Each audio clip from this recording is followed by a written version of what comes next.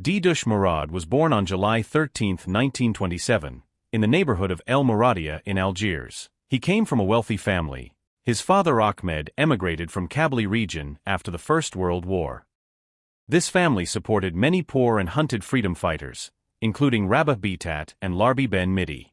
From a young age, Mourad was instilled with a love for his homeland, religion, and resistance against colonialism. Like other Algerian children, he entered a Quranic school to memorize the Quran.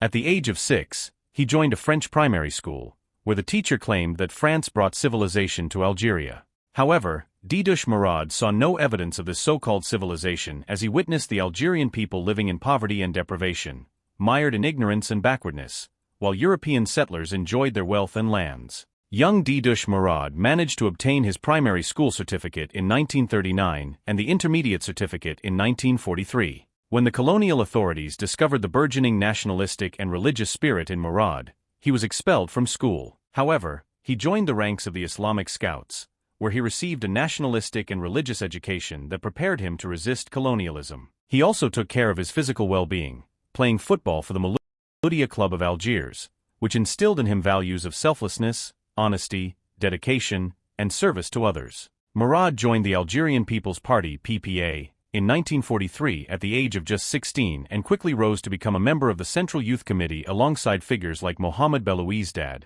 Ahmed Massas, and Mohamed Yousfi. Members of this organization spread nationalist ideas among the youth of Algiers, distributed newspapers and publications of the PPA, and encouraged young people to fight the corruption propagated by the colonizers to weaken and subdue the Algerians. The youth organization members also stole weapons from the colonizers to hide them in preparation for the anticipated revolution. In 1954, he was appointed as the commander of Wilaya II, leading the North Constantine region. He did everything in his power to ignite the revolution, demonstrating his dedication and love for the cause by requesting his inheritance from his family to contribute it to the revolution's funds. After the revolution flared up in North Constantine and many martyrs fell, including Baji Mokhtar, under these circumstances, on January 18, 1955, the Mojahid DIDOUCHE Mourad, along with 17 other Mojahideen, moved to mobilize the revolution. In Wadi Boukarkar, they were besieged by the French army with a military force of 500 soldiers. When the siege became comprehensive, there was no option left but to surrender. However, DIDOUCHE Mourad refused to surrender, as it would demoralize the Mujahideen and the revolution. He told them, a victory or martyrdom. The battle continued for 5 hours, and everyone was martyred on the battlefield.